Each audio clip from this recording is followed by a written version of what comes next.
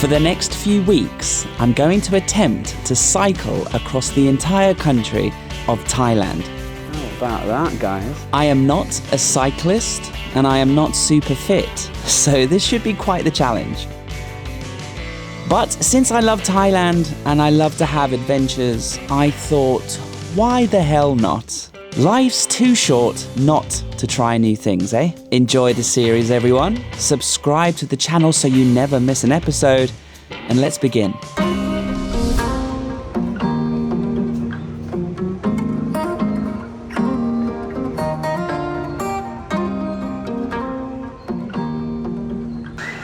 Here we are. At the beginning of quite an adventure, certainly the next level for sure. I am going to be attempting to cycle from the very northernmost point of Thailand here in Mae Sai in the province of Chiang Rai all the way south to the southernmost point in Patron in the province of Yala. And this is my little bicycle. I'll show you her and explain everything about this trip in a minute, but here it's a busy morning at the border. The Burmese and the Thais are crossing in their numbers. There's a nice little market here. I'm gonna get breakfast, gonna fuel up for day one of this ride, day one of this adventure. I invite you to join me, to cheer me on as we attempt this physical, mental, and hopefully fun challenge. Mae Sai is your typical border town, so there's not a lot to do. There was, however, a delicious Burmese restaurant that I joined my friends who had driven me up here in their van, if you'd seen the previous episode. I'm having tea leaf salad right on the Burmese border. Very traditional Burmese food. Oh my God. That is lovely. That is delicious. You've probably got a lot of questions, so let me answer a few of the main ones first. First question, why? I love this country. I absolutely fell in love with it. But this country is just amazing, incredible people, and I want to see the country from a different perspective and share it with you. So that's the main reason. I also want to lose a bit of weight. I also want to get fit. I also want to do a physical challenge. Last year, I hiked across the Swiss Alps, and that was physically demanding. I don't know how long this is going to take. Some people are telling me it's going to take 4 weeks. Some people are telling me it's going to take 3 months. Today's ride, day one, is an easy day. We've got this incredible weather. You might think, Paddy, it's grey and miserable. Love it. Absolutely love it. I wouldn't mind if it was like this every day. You might also want to know the route. Where are we going? How are we going to get there? I'm going to be going the most direct route possible. This series is about documenting what it's like when you try to cycle as a complete newbie, solo, from one side of the country to the other. After weeks of getting the bike and the gear all ready, and after 3 days of driving up here from Bangkok, I felt relieved to finally beginning the pedal and finally moving in the direction that I wanted. A new adventure, a new challenge, and new horizons lay before me, and for that, I was truly grateful. Cycling past this area of Chiang Rai, there was only one place I could stop. As you can see behind me, this is the turning to this mountain. At the base of this mountain is a cave, and not long ago, a group of young boys, fresh from training and playing football, went into the cave.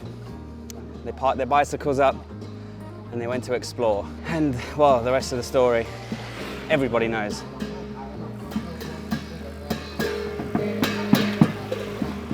Sawadee Krap. So I think it's only right, since we're passing by, we go say hello and we leave a little reminder to them, just to say thank you for inspiring the world and to persevere. 11 days they got trapped in here. So let's go see what's changed as we pass through this gorgeous little village. These grey clouds and cool temperatures don't make for the best footage of this area, but it is absolutely gorgeous. And since this trip was all about leg power and endurance, I wasn't that mad about the weird British weather that I was experiencing here on day one of the cycle across Thailand. And soon enough, we started to cycle towards the cave, and we made it to the entrance.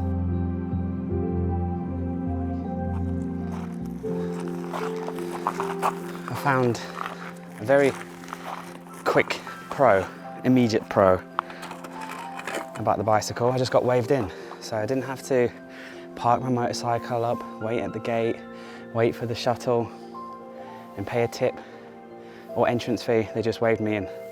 So I've been able to cycle right here to the entrance of Tham, Luang, the cave.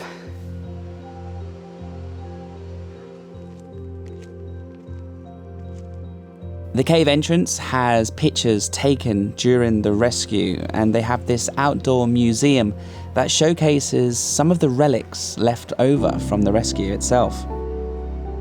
They have the kids' bikes still on show, and some of the equipment, including the stretchers that they actually put the kids in whilst they were sedated and covered in diving masks so that they could still breathe whilst they were dragged underwater through the cave and towards safety.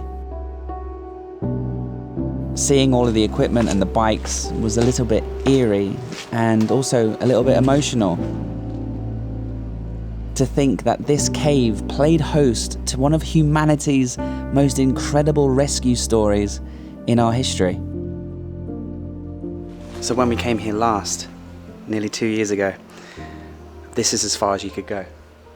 You could come in, you could see the floor space where they worked and where they thought and had meetings and tried to figure out the problem of getting the kids out, and where the divers would change tanks and change plans. And it was really nice to see that last time. But now there's this extra staircase which wasn't here last time, and it leads up further into the cave. Of course, we can't go all the way into the cave as deep as where the kids were rescued. That's still not possible.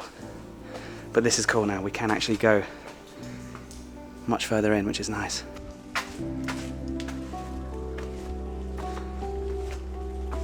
Wow.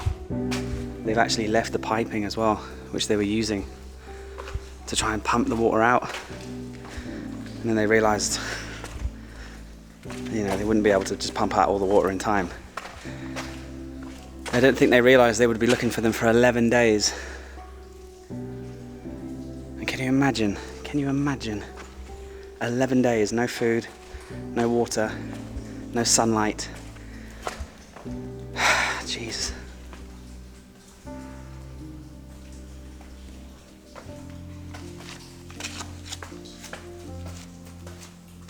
Back in the day, before the kids got trapped here, you could go all the way in here like they did, exploring, having fun, being children, and then the rains came and it monsooned and it poured and the cave filled up all around them and they got trapped in here. And so before we could only stay in the pink area where it says entrance. Now we're allowed to walk up to here, chamber 1, only 200 meters in. But wow, incredible.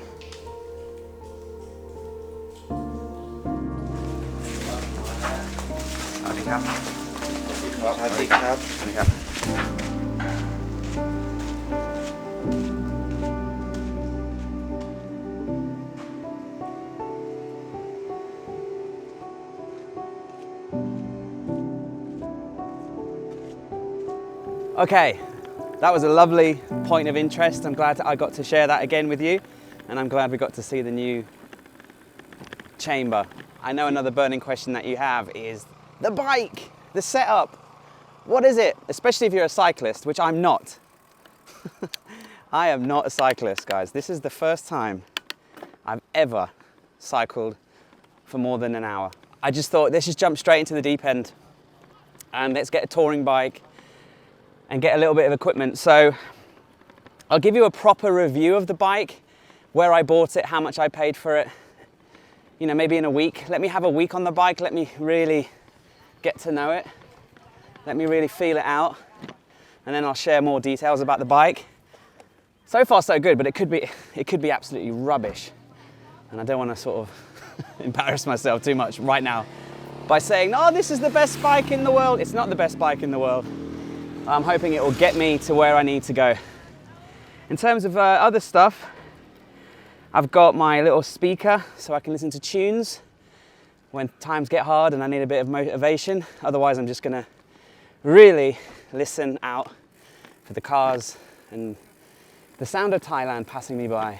For GPS and for navigation, I'm using 2 apps. I'm using Ride with GPS. Someone told me that was quite good, and it's kind of recording my route. It's telling me how many distance we're going and how fast we're going, elevation, so that's quite useful.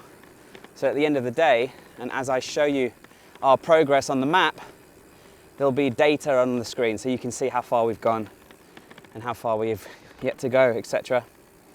Just trying to figure out how to change gear. Okay, this is a 12-speed bicycle, so it's got 12 gears. And I have been told by a few of my followers on Instagram who are touring cyclists, who are keen cyclists, that no matter what, at some point when the mountains becomes too steep, I will be pushing this bike up a hill. And they said, don't get disheartened, that's normal. And it'll suck, especially if it's boiling hot. But luckily, that's not happened quite yet. I've got a little front basket, that's where I keep the drone, snacks, sun cream, and any other little things that I need right there in front of me. I've got the little bell. I've got the 360 camera. This is how I'm hoping to create a sense of immersion, because I can actually put this right out like this. Oops. I can go even further than that, but you can see a bit more of the angle, especially if I go sideways on. See, now you can really see me, you can see the countryside behind me. And using the software, I can turn the camera around and you can see where we're going. So it should be quite visually interesting. Although I do kind of, at the minute, prefer this angle, but we'll see. I've got the lavalier mic, and I'm just recording that onto the internal storage, and I sync it in post, so it's pretty straightforward. I've got cycling shorts with padded bottom, so hopefully my arse won't die too much. I've got my running shoes on, I've got my Toon top on, how are the Toon? And my side panniers, or side bags, or whatever they're called. 2 pairs of shorts, 4 t-shirts, 3 pairs of socks, 6 pairs of underwear, toothpaste, razor blade. Well, I mean, what else do I need? We've done 10 or 15 kilometers already, but an extra 60. We'll get to Chiang Rai and we'll just rest. And then tomorrow I'll push myself, see if we can get 100 plus. Because otherwise this will take 3 months. And I've got tickets to see Taylor Swift in Singapore. And I need to get done before that, ideally. Anyway, let's go. 60k to Chiang Rai, our first big city. The rest of the day's ride towards Chiang Rai wasn't very eventful. I only had one straight road south to choose from, and with the cooler weather and the cloudy day, I just made good time, and I made it into Chiang Rai city around about 3 hours later. I come to Chiang Rai quite often, I love it up here, and so I know a great hotel bang in the middle of the city at a great price and the perfect place to rest, recharge my gear, wash the bike, wash my clothes, and just kind of recap day one's ride. Because today was only really a kind of testing the feeling out the bike, feeling out my legs, feeling out my endurance, learning a lot. I've got the rest of the day now just to recharge, refuel, eat, get a massage, reset, get everything recharged, learn from my mistakes today because I made quite a lot of mistakes from the production side of things. And I realized I need a few bits and bobs which I can go to, easily find, just like a little few things.